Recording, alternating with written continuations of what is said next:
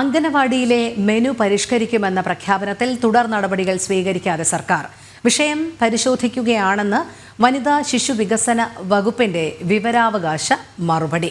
പ്രജിത് മോഹനൻ ചേരുന്നു. പ്രജിത്ത്, അംഗനവാടിയിലെ മെനു പരിഷ്കരിക്കും എന്നുള്ള പ്രഖ്യാപനത്തിൽ മറ്റ് നടപടികളൊന്നും സ്വീകരിക്കാതെ സർക്കാർ നിലപാട് ഇങ്ങനെ നിൽക്കുക തന്നെയാണ്. വിഷയം പരിശോധിക്കുകയാണ് എന്നാണ് വനിതാ ശിശു വികസന വകുപ്പിന്റെ വിവരാവകാശ രേഖയിന്മേലുള്ള മറുപടി, അല്ലേ? അങ്ങനെ തന്നെയാണ് രോഹിണി. അഖില കേരളത്തിലെ മുഴുവൻ അംഗനവാടി കുഞ്ഞുങ്ങളുടെയും പ്രതിനിധിയായി ഈ ഉപ്പുമാവിനെതിരെ യുദ്ധം കുറിച്ച ശംഖുവിൻ്റെ വൈറൽ വീഡിയോ നമ്മളെല്ലാവരും കണ്ടതാണ്. ഈ ഉപ്പുമാവിന് പകരം ബിർണാണിയും പൊരിച്ച കോഴിയും ഒക്കെ വേണമെന്ന് ശംഖുവിൻ്റെ ആവശ്യം മലയാളികൾ ഒന്നരംഗം ഏറ്റെടുക്കുകയും ചെയ്തിരുന്നു.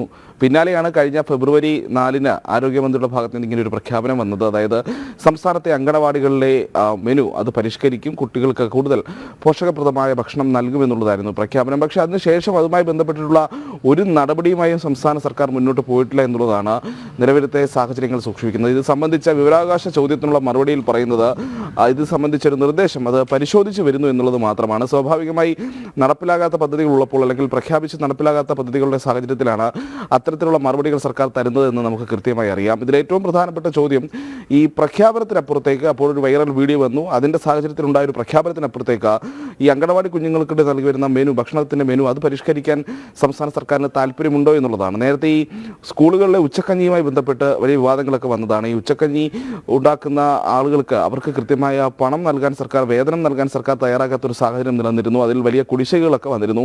പിന്നീട് പ്രതിഷേധങ്ങൾക്കൊക്കെ ഒടുവിലാണ് അതിൽ കുറച്ച് തുകയെങ്കിലും അനുവദിക്കുന്ന ഒരു സാഹചര്യമൊക്കെ ഉണ്ടായത്. അപ്പോൾ അതിന് പോലും പണമില്ലാത്ത ആളുകളാണ് ഈ അംഗനവാടി കുഞ്ഞുങ്ങൾക്ക് ഭക്ഷണം അത് മെനു പരിഷ്കരണത്തിലൂടെ സർക്കാരിന് സാമ്പത്തിക ബാധ്യത ഉണ്ടാകുമെന്നുള്ള കാര്യത്തിൽ തർക്കമില്ല. അപ്പോൾ അതുകൊണ്ട് ഇതുമായി ബന്ധപ്പെട്ടുള്ളൊരു നടപടിയുമായി മുന്നോട്ട് പോകുന്നില്ല എന്നുള്ളതാണ് നമ്മൾ ഈ ഘട്ടത്തിൽ മനസ്സിലാക്കുന്നത്. ഇത് സംബന്ധിച്ച കൂടുതൽ മറുപടികൾ സർക്കാരിൻ്റെ ഭാഗത്ത് നിന്ന് ഇതുവരെയും ലഭ്യമായിട്ടില്ല. പക്ഷേ മെനു പരിഷ്കരണവുമായി ബന്ധപ്പെട്ട് യാതൊരു വിധത്തിലുള്ള നടപടിയും സർക്കാർ മുന്നോട്ട് പോകുന്നില്ല എന്നുള്ളതാണ്. പ്രജിത്ത്, അപ്പോൾ ഈ മെനു പരിഷ്കരണം എന്നുള്ളത് തികച്ചും മാധ്യമ ശ്രദ്ധ കിട്ടുന്നതിന് വേണ്ടി നടത്തിയ ഒരു നാടകമാണ് എന്നുകൂടി വിശേഷിപ്പിക്കേണ്ടിയിരിക്കുന്നു. കാരണം അന്ന് അത് വലിയ കയ്യടി നേടിയതായിരുന്നു സമൂഹത്തിൽ. അങ്ങനെ തന്നെ ഈ ഘട്ടത്തിൽ പറയേണ്ടി വരും. ഒരു കൊച്ചു കുഞ്ഞിൻ്റെ ഒരു ആവശ്യം അത് ആരോഗ്യമന്ത്രി നേരിട്ട് വളരെ പെട്ടെന്ന് ഇടപെട്ട് വളരെ നിഷ്കളങ്കതയോടുള്ളൊരു ആവശ്യമാണ്, അത് പരിഗണിക്കുമെന്നൊക്കെ പറഞ്ഞു. ആ സമയത്ത് ചൂണ്ടിക്കാട്ടിയതുപോലെ തന്നെയാണ് വലിയ ശ്രദ്ധ അതിന് ലഭിച്ചു, വലിയ കയ്യടികൾ അതിനൊക്കെ ലഭിച്ചു. ആ കയ്യടികൾക്ക് വേണ്ടിയിട്ടുള്ള ഒരു പ്രഖ്യാപനം മാത്രമായിരുന്നോ എന്നുള്ളൊരു സംശയം ഈ ഘട്ടത്തിൽ ഉന്നയിച്ചാൽ അത് തള്ളിക്കളയാൻ കഴിയുന്ന ഒരു സാഹചര്യമല്ല. കാരണം സർക്കാർ അതുമായി ബന്ധപ്പെട്ടുള്ള ഏതെങ്കിലും ഒരു നടപടി സ്വീകരിക്കുകയോ, ഇപ്പോൾ ഫെബ്രുവരി 4-നാണ് ആരോഗ്യമന്ത്രി അത്തരത്തിലൊരു പ്രഖ്യാപനം നടത്തുന്നത്.